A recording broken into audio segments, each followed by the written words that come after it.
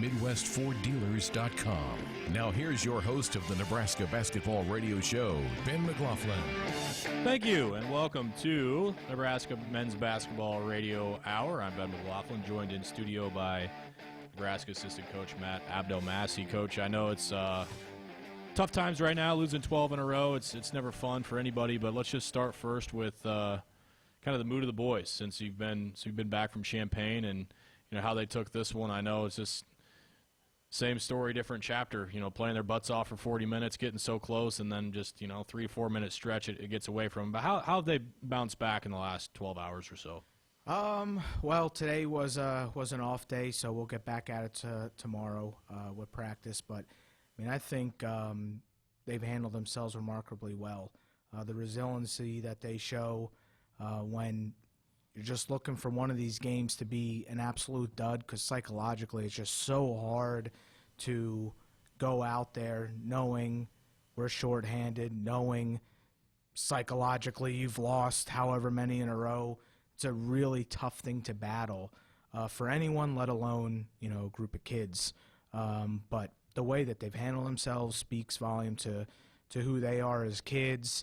Of course, Coach Hoiberg, with his approach on keeping everything together, is phenomenal, and what he can do to convey to them that one of these nights we're not going to give a three up at the end of the first half and go in with the momentum that we hope, and carry us to somehow get a win and break through. And that's what we're going to continue to keep working at. I was on a show with one of our affiliates today, and they kind of asked me about, what I thought of the team and, really what's happened the last month. And I said the thing that's probably impressed me the most has been, having the quick interactions with Coach Hoiberg that I do. His message has always been the same. The last month and a half, all season, really, give me your best effort. Let's continue to try and get better every day. It sounds so cliche, but that's been the most amazing thing to me, is because the kids are listening, and they're listening to that. And the message has been the same. And, as you said, psychologically to lace them up every night and not let what's happened, in the entire season affect how you play that night. To me, that's been the most amazing thing about this entire season. Yeah, no question. The one thing is for us, you can never lose any type of perspective. We clearly know what we got ourselves into when we stepped into Lincoln in early April, and we knew what we were up against, and we've been through it before. And, mentally, that doesn't make it any better, though, when you're actually in it. When you're in it, it straight up sucks. For us, as adults, we can handle it. We feel so terrible for those kids that are showing up to practice, doing what's asked of them, doing everything that's asked of them off the court, representing the program the right way. You just want them to break through, and that's the part that is painful, because we know when we wake up there's better days ahead, of course. We have that type of confidence and optimism internally. But when you're a kid, and this part of it fans don't get because they shouldn't, we're around these kids all day, is their life is flashing in front of them because they have these grandeur ideas of, playing basketball for money one day. And when things aren't working well, it's really tough mentally. And that's why these kids, to me, all have a shot to be not only successful in basketball but in life, because they're handling the adverse situation of going through this really, really well. And one guy that, and there's two of them, but one guy that I talked to, kind of, we're having this same conversation I'm having with you right now, is Hanif, and that was about a week ago. It was right after the Maryland game that I had a chance to talk with him about that. And to even further that microscope a little further, for the seniors, it may be easier for a guy like Ivan or Kevin, because they'll be a part of it next year and beyond. But for guys like Hanif and Mate, who unfortunately, had his Nebraska career end, that's what's so amazing, and to call it beautiful to me is to have that conversation with Hanif Cheatham, a guy who, knew probably what he was getting into when he came here, knowing that this was going to be a process, probably wasn't going to be a Final Four team, but still want to take that chance and give Nebraska a shot. We might have even talked about this when we were in here doing the show in December, but to have it kind of manifest right now, and the thing that impressed me most about that conversation, this won't surprise you knowing Hanif, was he's to the point now where he's accepted what this team is, and all he wants to do is enjoy every day being a college basketball player. You know what? You're right about Mate and Hanif. They believed when I called them the first time and told them what our situation was. They trusted it and believed in it, and they were some of the first commitments that we got. Getting a couple grad transfers was absolutely vital for us, just to try and help mold this roster and try and give us some type of foundation.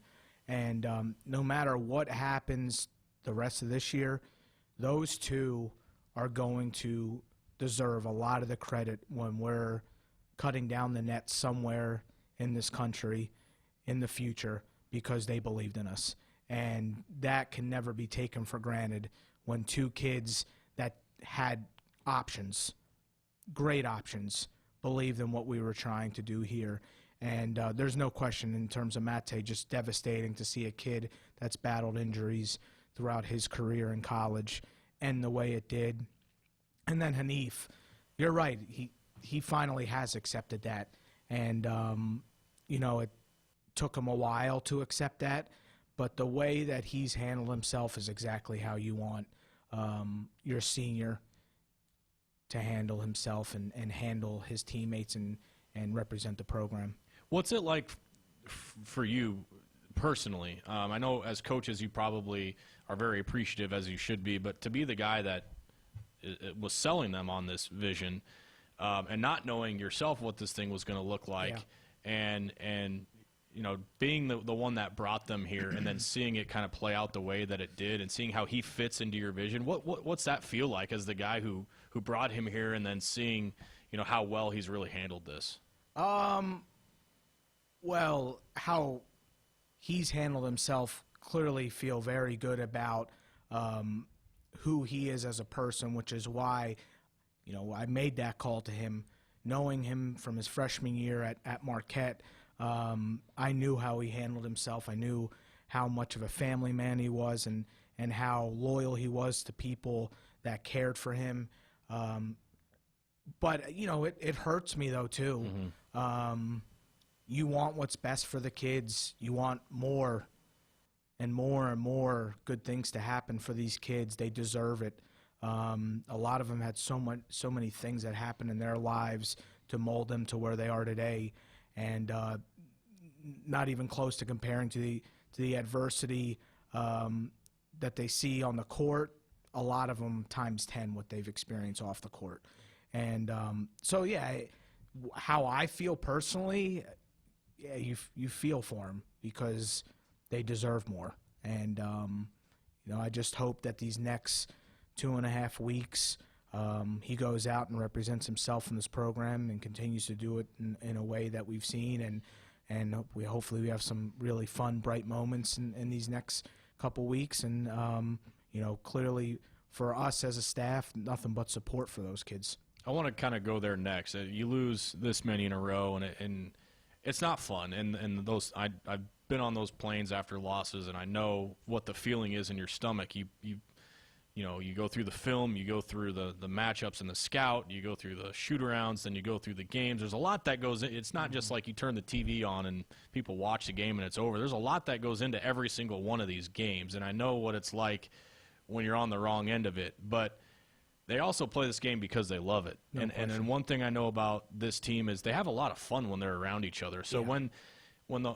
maybe the laces aren't tied up, or when you're in the lounges or on the way to a game, give us an idea of just what this team is like and what they're like to be around. Because if it was all bad and negative and losing like attitude, things wouldn't be going this well. So clearly something's working off the floor. Well, you wouldn't think when you enter a lounge or a team plane or team meal that we're on a losing streak, which is certainly a nice silver lining to everything, that you have your guys acting in a professional way. But, when it comes to the best thing that I can speak on is we've had a couple official visits during this losing streak, and our guys don't have to participate if they don't want to. And it was during Super Bowl Sunday. We had a Super Bowl party. The guys showed up, had a fun time. They didn't have to do that. They represented our program to this kid and family in such a positive light that speaks volume to the type of character that we have within that locker room. It's not fun going through what we're going through, but they're happy to be where they're at, and they're happy to be playing for a coach and Coach Hoiberg that they believe in and love and trust. And that to me is powerful, and that to me is what makes everything we're building encouraging, and that will carry us a far way. The other part to this, we talked a lot about the team and some individuals, but this is new for you coaches as well. Kind of going through this together, and I know you spent a lot of time with Coach Hoiberg and Coach Sadler, very familiar with Coach Hoiberg, and Coach Lutz coming on has been just awesome, and Coach Gates, for me personally, having him stick around has been really cool. But just as a staff, when you're in meetings and in the office and just kind of walking around, and you guys are going through this, what's this been like as a just maybe a bonding thing and as a learning experience for coaches? Yeah, you know what? For me, this is my 10th year. It's actually not new to me. Our first year at Iowa State, we went through it. My first year at St. John's, we lost 17 in a row.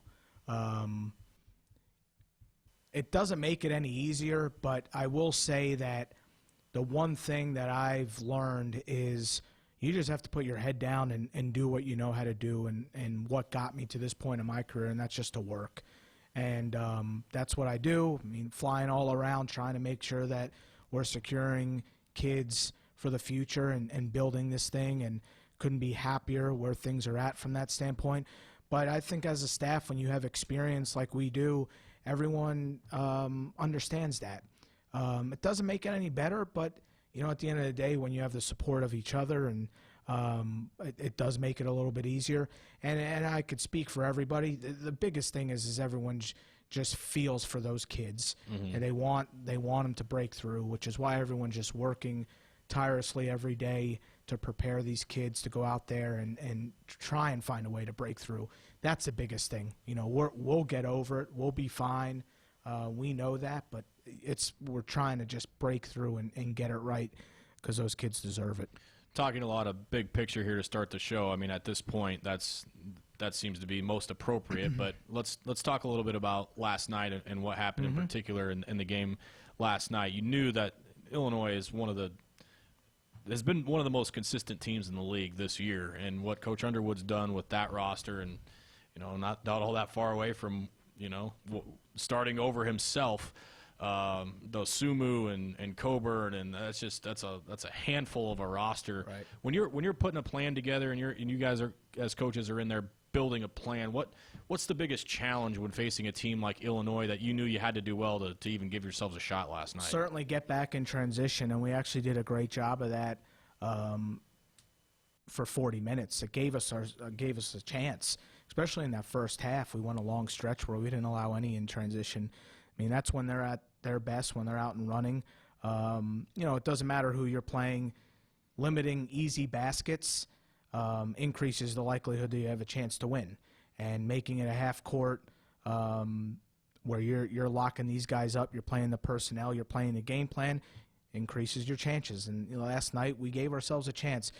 Besides the last, whatever it was, 30 seconds with them scoring two threes the way they did, which seems like a recurring theme for the end of first halves for us. We played an even first half, and but that's the margin for error for us, that instead of going in 31-31, we're down 6. Not to say that we overcame that, came out with the urgency we wanted, but ultimately it's still a gut punch, that you should be tie game, and you're not. So that part of it, there's only so many blows you can continue to take to the stomach and gasping for air, and the little air that we had, we came out and competed, and we just have these moments where we lose our minds and we have back-to-back-to-back possessions where shot selection suspect, and that might as well be a turnover, and then they come down and it seems like they hit a 3, a 2, and another 3, and all of a sudden it's an 8-point game. And it seems like a daunting task, even though 8 points isn't a lot. When you're losing, it is. It's a hard thing to overcome. So that's the biggest thing. We've really consistently played like 28 minutes every single Big Ten game to where we're competing, going to blow with all these teams, but we just lose our minds in stretches, and that's about the growth, and that's about the maturity that just it takes time with experience. It's only human, me and you and Seamus and whoever else follows the team.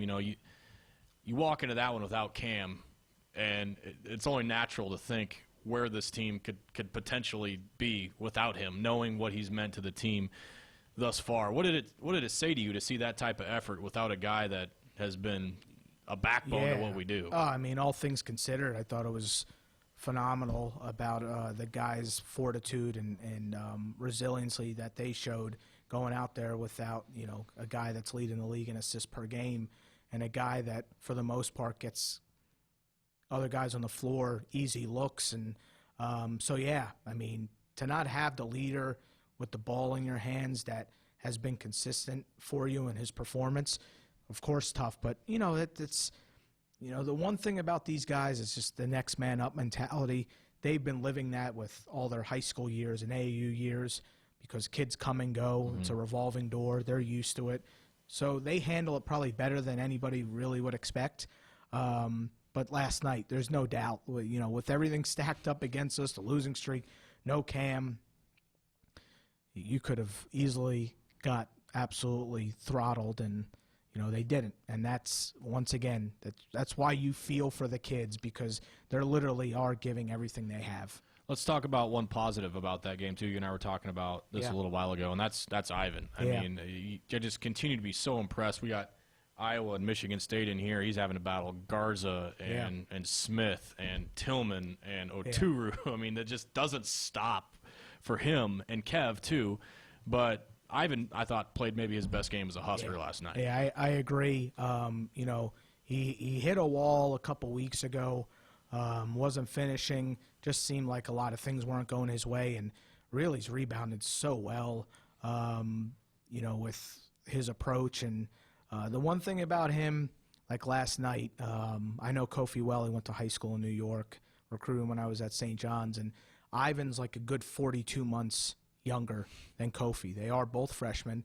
So to put that in perspective, the way he battled him, Kofi deserves all the praise with an incredible year he's having.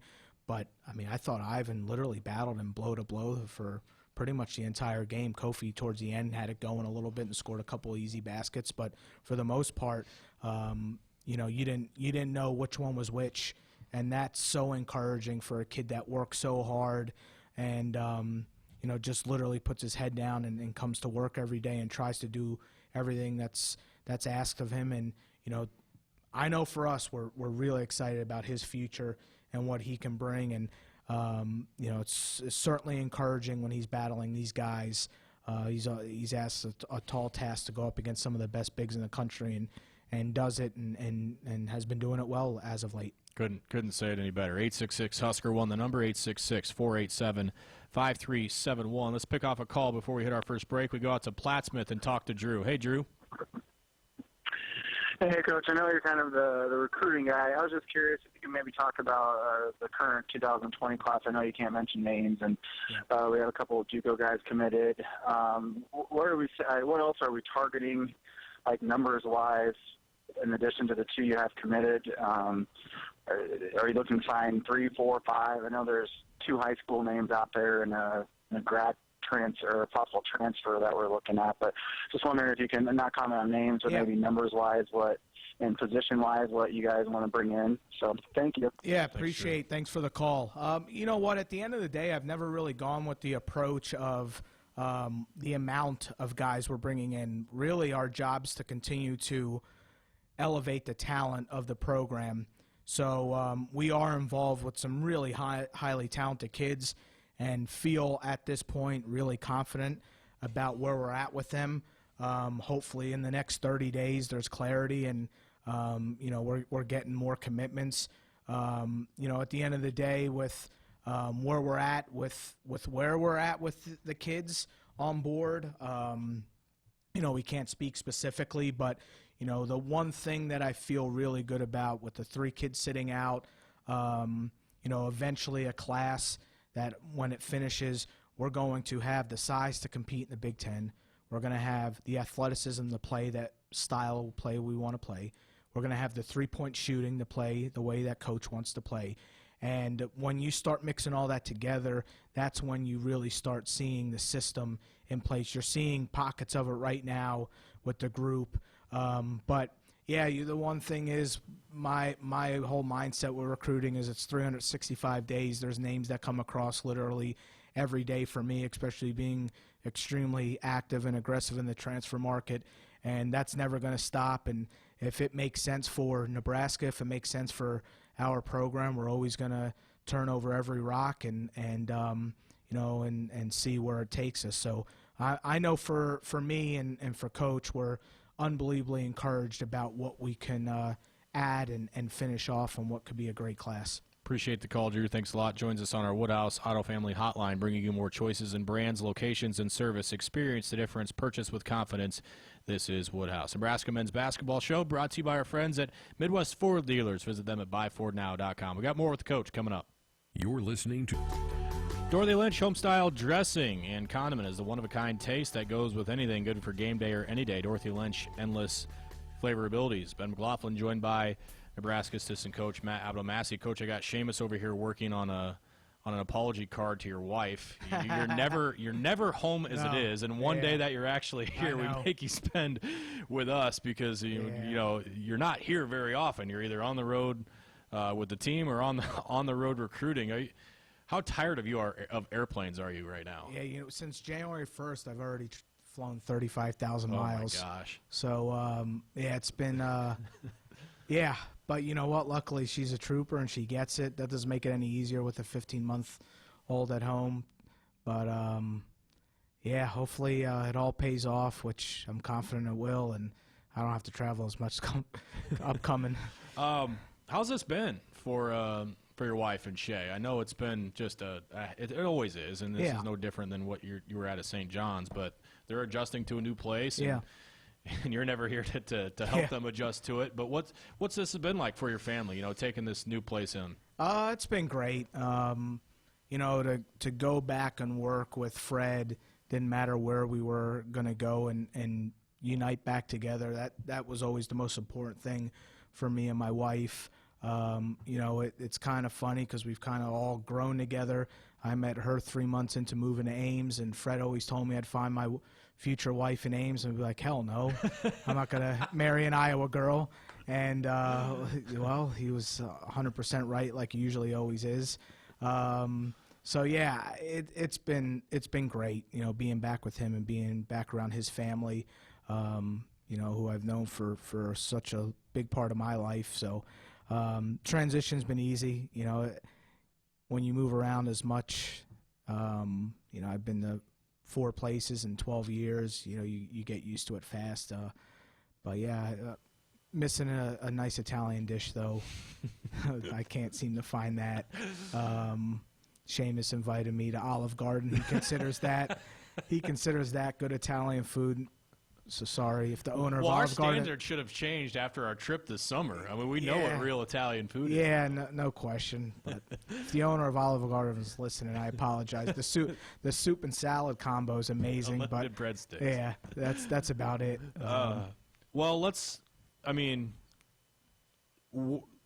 The recruiting thing, it's such a broad word. Like, people hear recruiting, and it's just, we go find the players, we talk to the players, and the players commit, and that's all great. But sounds so easy. Yeah, right, exactly. And that's kind of my point is there are a lot of logistics to even have this make sense. These kids are playing in their seasons. Some of them are playing on travel teams that are going all over the place. Let's just talk a little bit about how you decide where to go and little logistics and, how you fit that into your schedule and, being able to go. How do you do that in season? Go about, picking where to go and all that.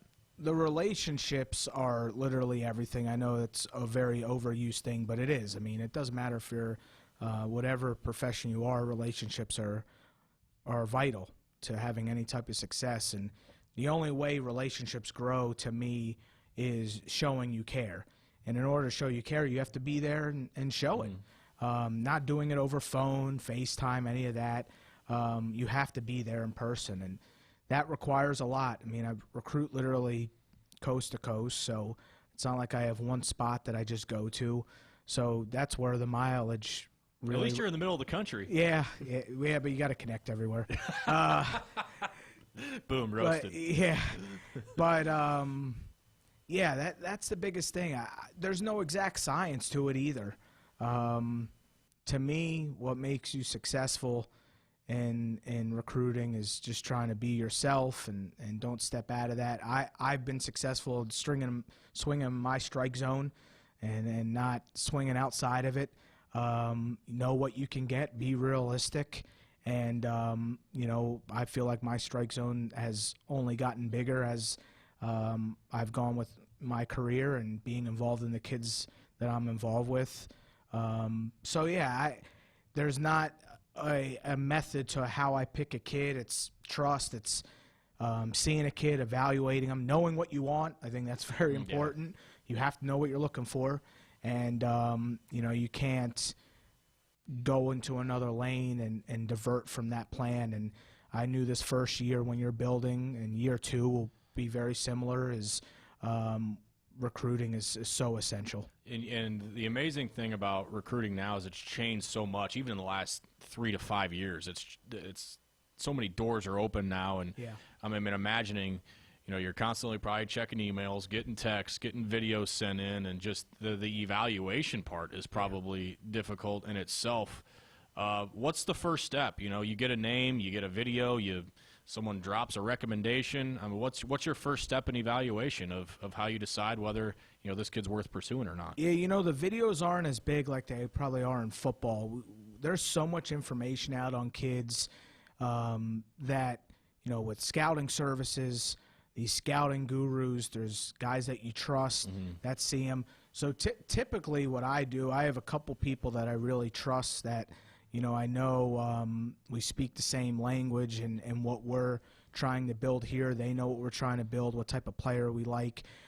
So typically I would call those trusted people and ask them how the kid fits. And but yeah, I mean, a lot of it, I just trust my eye. I trust my judgment. If it's serious, I'll tell Fred and make sure he signs off on it. And then kind of just go from there and, get to work.